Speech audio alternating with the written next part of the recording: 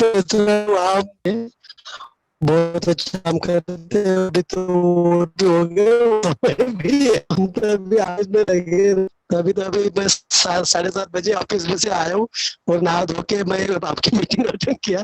तो हमें तो जो भी मेहसान जी करेंगे उनके पीछे हम साथ में रहते हैं, तो हमें कोई ऐसी दिक्कत नहीं है। काम करेगा जो भी हमसे मदद मिलेगी तो हम सदैव तैयार है करने के लिए, क्योंकि मैं भी अपने जब 6वीं-7वीं से मैं सोशल वर्क कर रहा हूँ। मैं जब 6वीं-7वीं में था तब से मैं सोशल वर्क पे लगा हूँ, लेकिन हमने कभी देखा ज्यादातर हम धोखा खाए हुए हैं, इसलिए हमें थोड़ा विश्वास किसके ऊपर करें ना करें। मैं आपका ये दम्बदेश्वर देख रहा हूँ, तो मैं कंटिन्यू शाम के समय जुड़ा हूँ। एक तो मिस किया, ज्यादा मिस नहीं किया, लेकिन आपका काम बढ़िया अच्छा लग रहा। तो हम सबको लेके काम करना चाहिए। हमें कोई भी, जैसे हमने देखा कि लोग सारे संगठन आते हैं लेकिन सक्सेस कोई भी नहीं होता है। तो इसमें अपना बहुत लोगों का निजी स्वार्थ होता है, उसके लिए संगठन की हम जो भी काम करें निस्वार्थ मन से करें तो वो बहुत अच्छा रहेगा। क्योंकि हमने भी बहुत जगह काम किया है, निजाम साहब ने भी किया, मैंने भी किया, लेकिन देखा गया कि लोग उसके पीछे उनका बहुत स्वार्थ रहता है। यदि हम समाज अच्छा करना चाहते हैं, समाज को मतलब भविष्य, तो उसमें लोगों को होना चाहिए, निस्वार्थपन काम करना चाहिए। लेकिन वो देखा गया कि लोगों का स्वार्थ रहता है और लगता है कि इनका नेटवर्क बराबर काम नहीं कर रहा है। तो अभी हम लोग सुनते हैं तुलसीदास जी सोलंकी।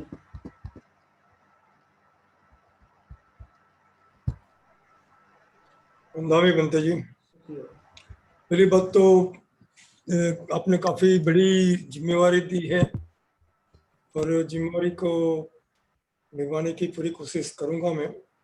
मगर इसमें 2-3 बात थोड़ा एड्रेस करना चाहता हूँ कि संघ के साथ में मैं करीब फरवरी एंड या मार्च महीने से जुड़ा हूँ और हमारी जो एक्टिविटी है काफ़ी अप्रिसिएबल है, काफ़ी मोटिवेशनल है, काफ़ी पाथ फाइंडर है।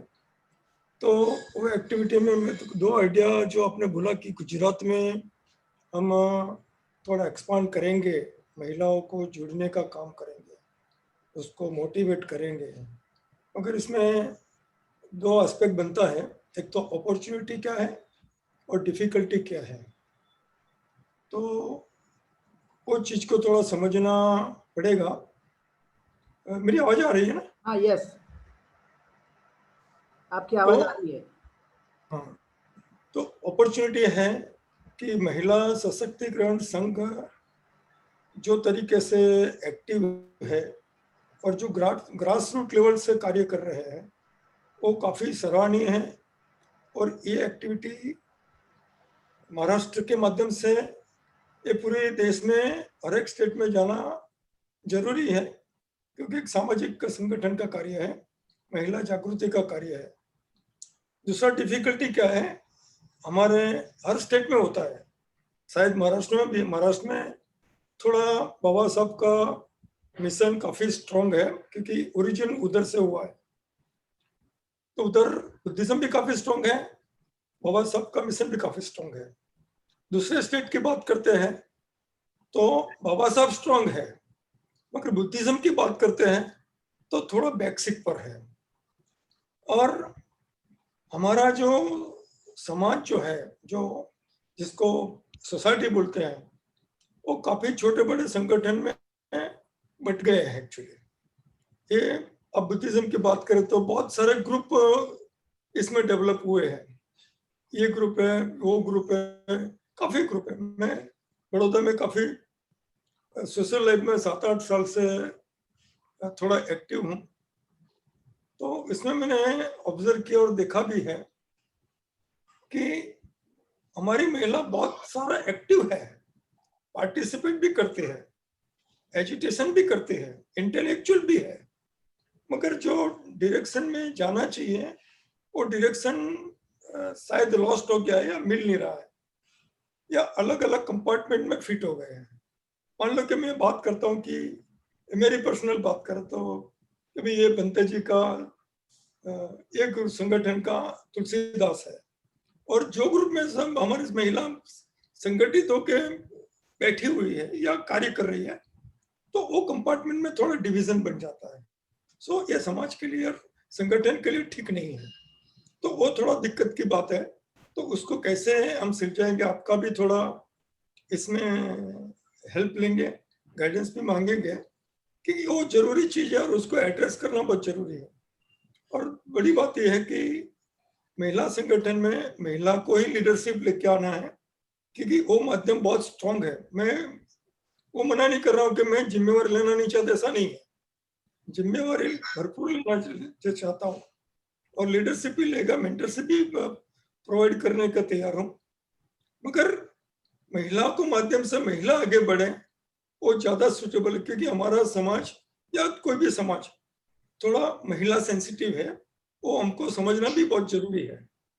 तो वो क्षेत्र में थोड़ा ध्यान में रख के ये चीज को हमको एड्रेस करना पड़ेगा कि प्रमुख जो है या अध्यक्ष जो भी बने या पूरी जो जिम्मेवारी मिले महिला के। और दूसरा एस्पेक्ट है, यंग लोगों को जोड़ना बहुत जरूरी है, क्योंकि यंग माध्यम ही हमको उसमें डायनेमिक चेंज ला सकता है। मेरे जैसे जो लोग हैं कि भी ठीक है 30-35 साल का तजुर्बा है, एक्सपीरियंस है, आप मेंटरशिप प्रोवाइड कर सकते हैं, मगर जो एक्टिव पार्टिसिपेंट कार्य जो होता है यंग ही कर सकते हैं, और बदलाव वो ही ला सकते हैं। ये मेरा खुद का पर्सनल बिलीफ और मानना भी है। तो वो कार्य में आपका थोड़ा सपोर्ट और हेल्प की जरूरत पड़ेगी, काफी मोटिवेशन की भी जरूरत पड़ेगी।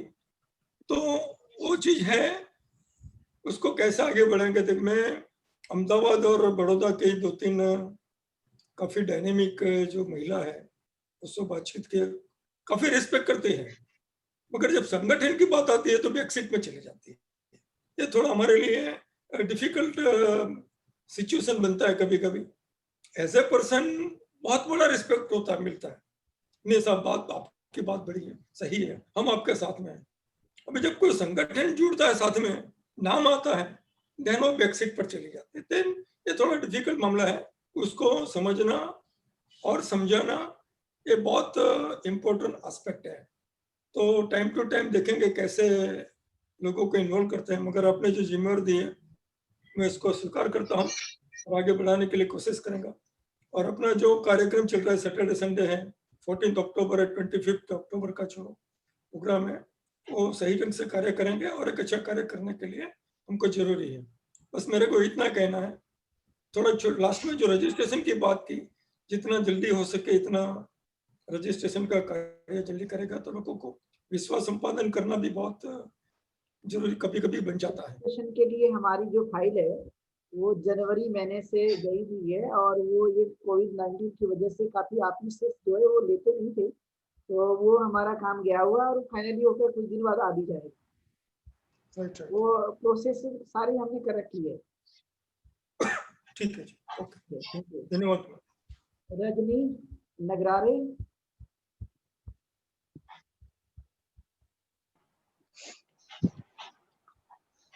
नमो बुद्धाय बंते जी। बुद्धाय। सभी उपासक उपासिकाओं को मेरा जय भीम।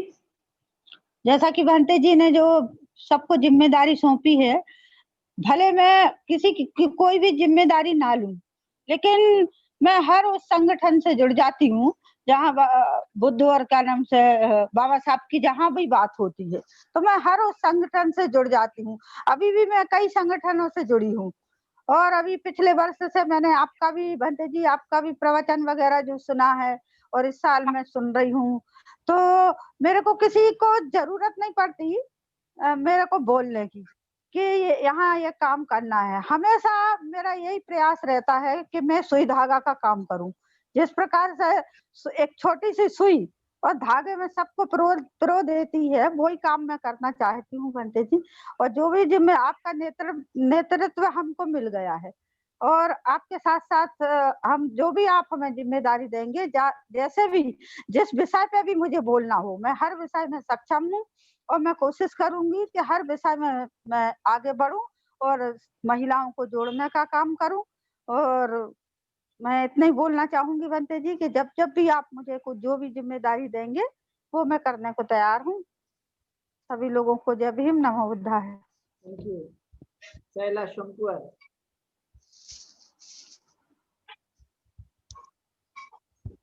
जी वंदना बनते जी।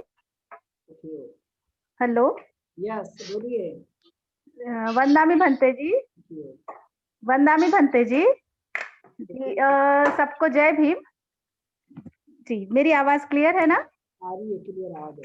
हेलो, हाँ हाँ आवाज जी क्लियर है आपकी। एक्चुअली हाँ जी जी भंते जी, मैं सभी बातों के लिए बहुत सहमत हूँ आप सभी से।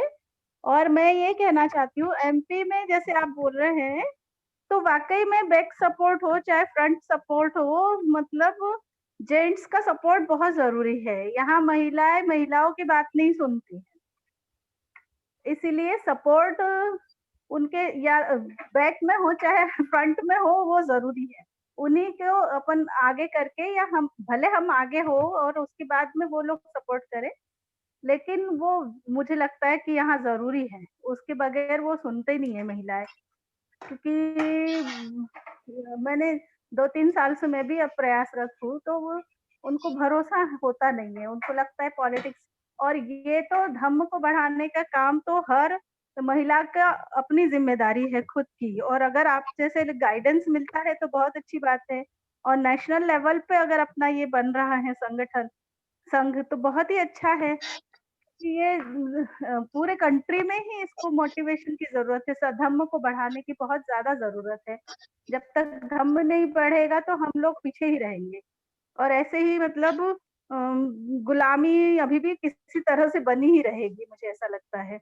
तो वो बहुत अच्छी बात है कि संगठन बना है ये, मुझे अच्छा लग रहा है। मैं कुछ ही समय से जुड़ी हुई हूँ, बट मुझे अभी तक भी ये चीजें अच्छी लगी। और गाइडेंस भी आपका अच्छा है, और जितने भी जैसे लोग हैं सब पॉजिटिव है, तो अच्छा लगता है। बट यहाँ एमपी में तो वाकई अकेले लेवल से करने की बजाय अगर हमें पुरुषों का सहयोग मिलता है तो बहुत अच्छी बात है। क्योंकि यहाँ की स्थिति थोड़ी सी डिफरेंट है ना? तो भंते जी, और जो भी प्रोग्राम होते हैं वो उससे हम वापस एनर्जी आती है हम लोगों को, तो वो बहुत अच्छी बात है कि प्रोग्राम होते रहे बीच बीच में। वो एक उत्साहवर्धन के लिए जरूरी है सबका। तो वो उसके लिए भी मैं चाहूंगी कि होए दोनों प्रोग्राम, वो भी अच्छी बात है। बस भंते जी मैं अभी आज तो इतना ही कहना चाहूंगी। बहुत साधुवाद सबका, जय भीम सभी को। भंते जी, हाँ भंते जी, हाँ भंते जी, यस। वीडियो ओपन करके बात भंते जी का सब वीडियो बताइए। 24 घंटे ऑन रहता है।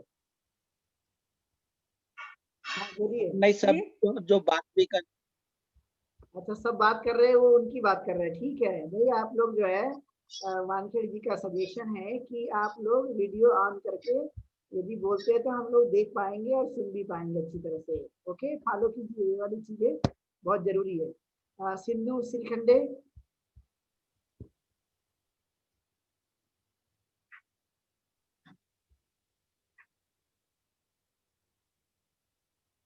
जय भीम भंते जी, जय भीम। सबको जय भीम।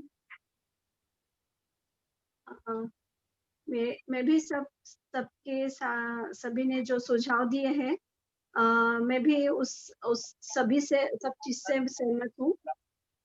और लेकिन थोड़ा कुछ पूछना है कि जैसे हम लोग को धम्म का प्रचार प्रसार करना है तो हमारे पास में कुछ बेसलाइन है क्या? लाइक अगर प्रचार प्रसार करना है तो हमें किन किन बातों पे ध्यान देना है? मतलब हमने जो कार्य किए या हम लोग करने वाले हमारे एम्स के आगे एम क्या है, हम लोग किस बात पे हम लोग ज्यादा ध्यान देने वाले, इस बारे में भी बताया जा सकता है। तो उसके लिए अगर आप आज हमने शुरुआती तौर पर जो है इस संबंध में काफी बातचीत की है। आज का जो मुझे लगता है कि आधा घंटे के आसपास जो हम लोगों ने इसी पर बातचीत की शुरुआती दौर पर कि अभी हमने क्या किया और इन फ्यूचर में हम लोग क्या करेंगे, और समय समय पर और भी इसके बाद में गाइडलाइन देते रहेंगे। वो हमने आज काफी बातचीत की, तो अब पुनः उतनी बातें बताना मुझे लगता है कि अभी समय नहीं है। तो हम इसको नेक्स्ट मीटिंग में जो एम्स एंड ऑब्जेक्ट्स है वो MSS का वो हम लोग बताने की कोशिश करेंगे।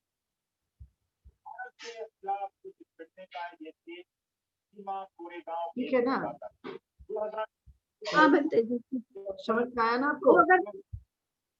अगर किसी को अगर हमको कुछ बताना है तो हम लोग बताएंगे क्या, जैसे कि हमने क्या कार्य किए हैं या करने वाले हैं, उस बारे में भी थोड़ा अगर हमको मिल जाए उसकी, या फिर उसकी एक तरह से सुझाव, ट्रेनिंग जो भी है हमारे एम्स हमको पता चलेगा तो हम लोग उस बारे में भी बोल सकते हैं, जरूर। क्योंकि तो यहाँ पे आपको छोटे छोटे संगठन काफी है और सभी लोग यहाँ पे काम तो कर ही रहे। हर बिहार में एक अपने अपने संगठन है और वो कर भी रहे हैं काम। तो यदि इतना कोई ही कर। काम कर रहा है तो काम करने में, जो काम कर रहे हैं उन्हें करने दीजिए, कोई दिक्कत नहीं है। हम तो चाहते हैं जितने ज्यादा लोग काम करेंगे उतना आसान काम होते जाएगा। तो जो काम कर रहे हो तो कर रहे हैं, हमें उन्हें कुछ नहीं बोलना है कि वो काम ऐसा कर रहे हैं या वैसा कर रहे हैं या गलत हो रहा है वगैरह वगैरह। इस पे ज्यादा हमारा बिलीव नहीं है। बिलीव इस बात पर है कि हम अपने माध्यम से कितना अच्छा कर सकते हैं दूसरों के लिए, सोसाइटी के लिए और लोगों के लिए। ये फोकस हमारा यहाँ पर है कि जो अलग अलग ऑर्गेनाइजेशन बने हुए देश भर में जो अपने अपने स्तर से काम कर रहे हैं, दैट इज गुड। यदि कुछ त्रुटियां उनके अंदर की है तो उन त्रुटियों को हम देखें कि वो उन्होंने ये चीज नहीं कर पाए, तो उसको हम पकड़े और उस चीजों को पकड़कर हम इम्प्लीमेंट करने की कोशिश करें कि कोई जो छूटी हुई बातें हैं उनके माध्यम से जो वे लोग नहीं कर पा रहे या करने का उनका जो तरीका है जो लोगों के लिए कठिन लग रहा होगा, तो उस चीजों को हम एनालिसिस करेंगे और उन चीजों को देने की कोशिश करेंगे जिससे वो मिसिंग हो रहे हैं। ये हमारा फोकस है। यदि कोई ऑर्गेनाइजेशन काम कर रहा है तो हमारा कोई आक्षेप नहीं है, और वे सही कर रहे हैं या नहीं कर रहे ये हम उसको जस्टिफाई नहीं कर रहे। हम इतनी एनर्जी जो है वो अपने उस काम में लगाना नहीं चाहते। हमारा जो फोकस है कि हम उसको जस्टिफाई भी नहीं करेंगे कि वो गलत है कि सही है और कर क्या रहे हैं, ये हमारा कोई भी इस पर कोई हमारा आक्षेप नहीं होगा। हम अपने माध्यम से कितना अच्छी कुछ दे मतलब कितनी अच्छी चीजें दे सकते हैं, हम अपने विचार कितने अच्छे दे सकते हैं, कितनी हम लोगों की सहायता कर सकते हैं, ये हमारा फोकस है। लोग क्या कर रहे हैं ये हमारा फोकस नहीं है। क्योंकि ज्यादातर हम लोग क्या कर रहे हैं इस पर जब हम अपनी एनर्जी लगाते हैं तो हम अपना काम भूल जाते हैं ज्यादातर। तो हम अपने काम को हम भूलना नहीं चाहेंगे।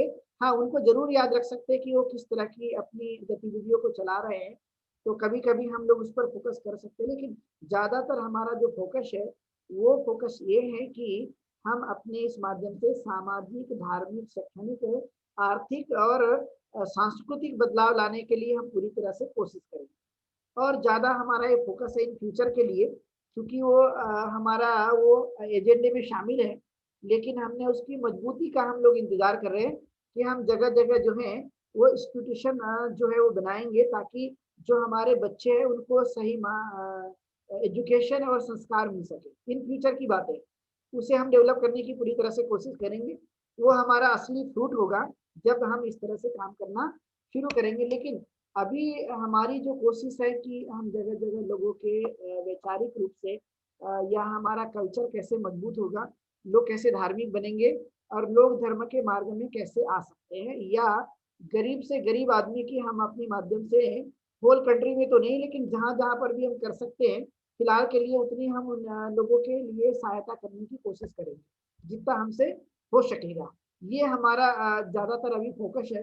अब इन फ्यूचर के लिए वो आपको समय समय पर वो चीजें दिखाई देगी बहुत ही जल्दी, लेकिन उसको अभी मुझे लगता है कि बताना या समय नहीं आया है उन चीजों को हम बताए ताकि हम लोगों को उन चीजों से जोड़ सके। तो समय काल परिस्थिति पे हम उन सब बातों को ज्यादातर बताएंगे। लेकिन अभी जो हमारा मेन काम है कि हम लोगों तक पहुंचकर लोगों को ये परिवर्तन लाने के लिए धार्मिक और सांस्कृतिक और सामाजिक बदलाव के लिए जो कुछ भी मूवमेंट चल रही है उस पर हम ज्यादा फोकस करने की भी कोशिश कर रहे हैं वर्तमान में। और इन फ्यूचर जो मेन बात है जो हम लोग सोच रहे हैं उसको हम करने की कोशिश करेंगे। यदि हम बिहार की बात करें, जैसे आपने लिया कि बिहार के माध्यम से भी ज्यादातर कोशिशें की जाती है। मैं बहुत भिक्खु हूँ और मैंने बिहार के बारे में अच्छी तरह से स्टडी किया है। Now Bihar like a temple, Hindu मंदिर। यदि आप हिंदू मंदिर को और यदि बिहार को देखेंगे तो आपको ज्यादा कोई फर्क नजर नहीं आएगा, मेरा जहां तक एनालिसिस है इतने लंबे समय का। जैसे बिहार में लोग सुबह आते हैं और शाम को आते वंदना करते चले जाते हैं, ठीक है। जैसे एक ब्राह्मण जो पुरोहित है वो सुबह आएगा, वो अपने हिंदू मंदिर की साफ सफाई करेगा और उनके भक्त लोग आ जाएंगे और फिर शाम होने के बाद वो चले जाते हैं। तो सेम लाइक दैट बिहार की जो संकल्पना मैंने अपने प्रवचन में भी काफी बार बताई है 3 महीने के दौरान, कि बिहार की जो संकल्पना है वो काफी व्यापक है, जहाँ पर एजुकेशन का काम और धर्म का काम जो है वो बड़े तेजी से किया गया प्राचीन काल से और अभी तक भी किया जा रहा है। अभी हम इंडिया में यदि देखें, चूंकि ये थोड़ा क्रिटिसाइज का मुद्दा बन जाता है इसलिए मैं ज्यादा वो बातें छेड़ता नहीं, क्योंकि आज के समय में वी आर लाइक हिंदू मंदिर छोटा सा होता है जहाँ पर बुद्ध की मूर्ति होगी और वहां पर बाबा साहब की मूर्ति होगी और सुबह शाम वंदना होती है। इसके अलावा कोई खास एजुकेशन का काम नहीं चलता जहां तक मैं समझा हूँ। ये ये काफी डीप एक प्रकार का जो है वो मुद्दा है जो हम समझ सकते हैं। तो हमें उस संकुचित मानसिकता को लेकर हमें नहीं काम करना। बिहार के माध्यम से जो मूवमेंट चल रही है वो समझे कि क्या चल रही है, हमारा ज्यादा उस पर फोकस नहीं है। हमारा फोकस है कि सोसाइटी के अंदर में जो चेंजेस होना चाहिए आज के समय के लिए, और उसके लिए महिलाओं के माध्यम से इस काम को आगे बढ़ाया जा सकता है। ये स्वाभाविक बात है, क्योंकि आज देश भर में जगह जगह महिलाएं संस्कारित नहीं होने की वजह से, वो चीजों को नहीं जानने की वजह से उनके घर के हालात जो है वो आप देख सकते कैसे। हम यदि बड़े शहरों में रहते हैं, लेकिन ये आपको कुछ बड़े शहरों में अच्छे हालात दिखाई दे सकते हैं, लेकिन बड़े शहरों में जो है वो अभी भी कई जगह भारत के अंदर में महिलाओं को उतनी स्वतंत्रता नहीं है। इस पर मैंने काफी कुछ पहले ही आज की मीटिंग में शुरुआत होने पर भी हमने काफी कुछ इस पर फोकस किया हुआ है, बहुत सारी बातों पर हमने डिस्कशन किया और उन बातों को बताने की कोशिश की। अगली मीटिंग में हम लोग इसको और भी फोकस करेंगे विस्तार रूप से, जिससे हम जान सकेंगे कि आखिरकार देश की स्थिति किस आधार पर है, बिहारों की क्या स्थिति है और किस तरह से काम चल रहा है। क्योंकि हम उनको इसलिए क्रिटिसाइज नहीं करते, चाहे छोटे बिहार हो या वंदना करने के लिए लोग आ रहे हो, कुछ तो भी उनका भी डिवोशन या योगदान है कि वो कम से कम इस चीज को भी तो आगे बढ़ा रहे हैं।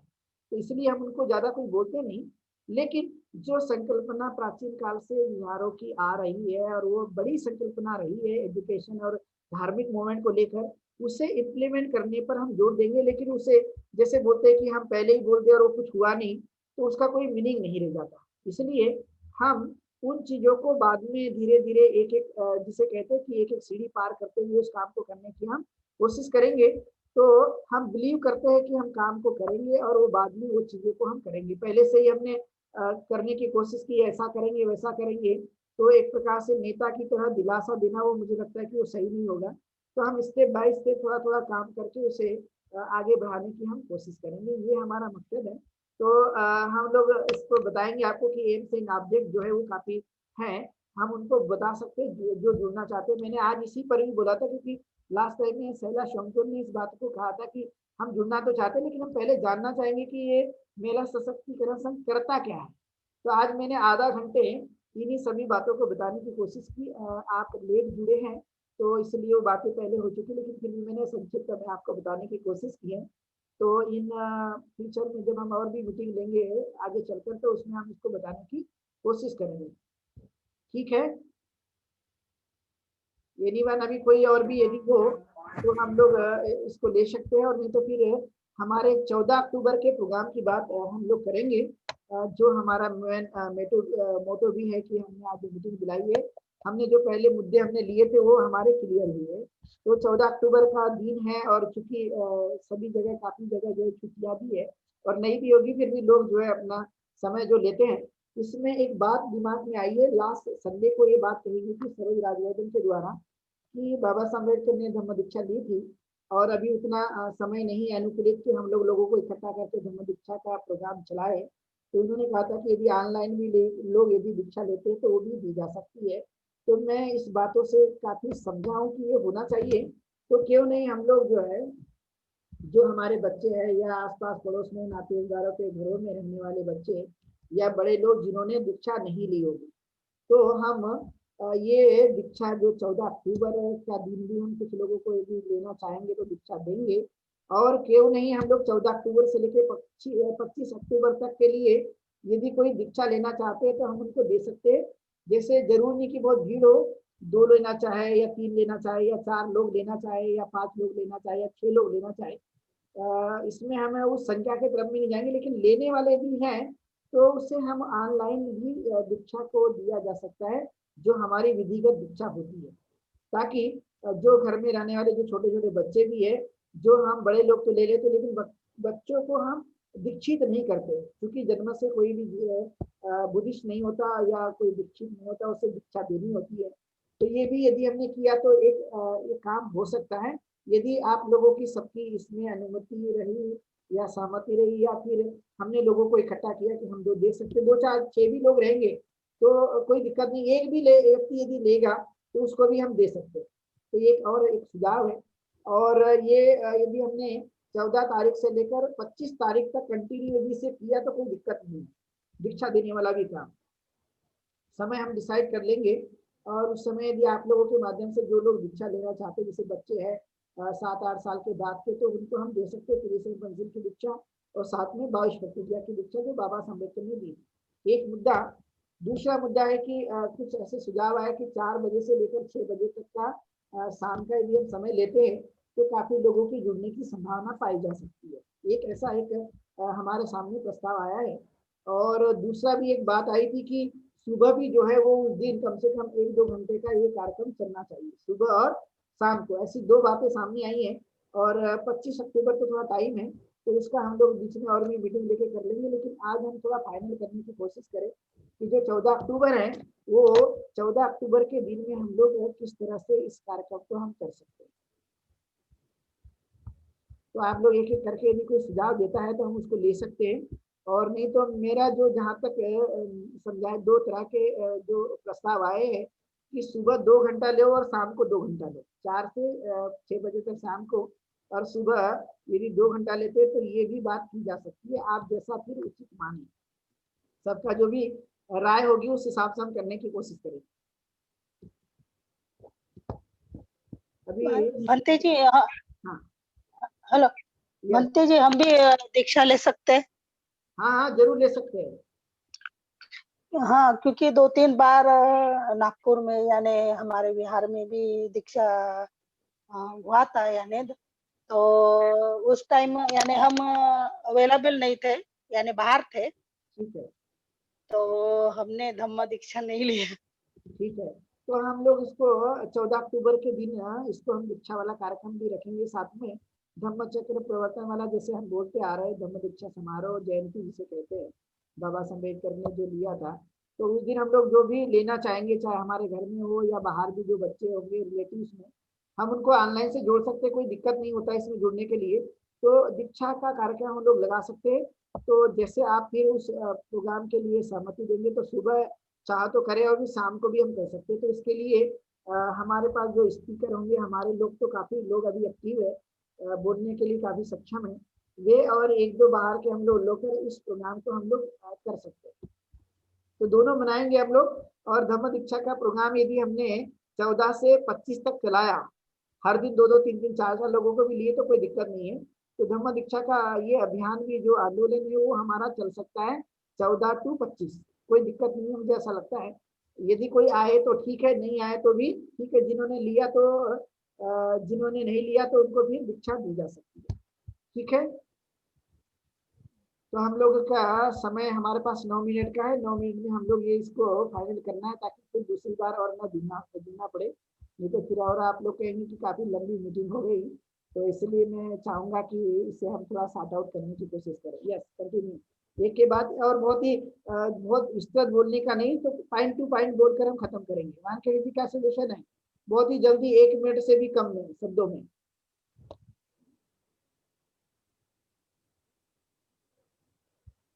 नहीं आया समझ में वानखेड़े जी?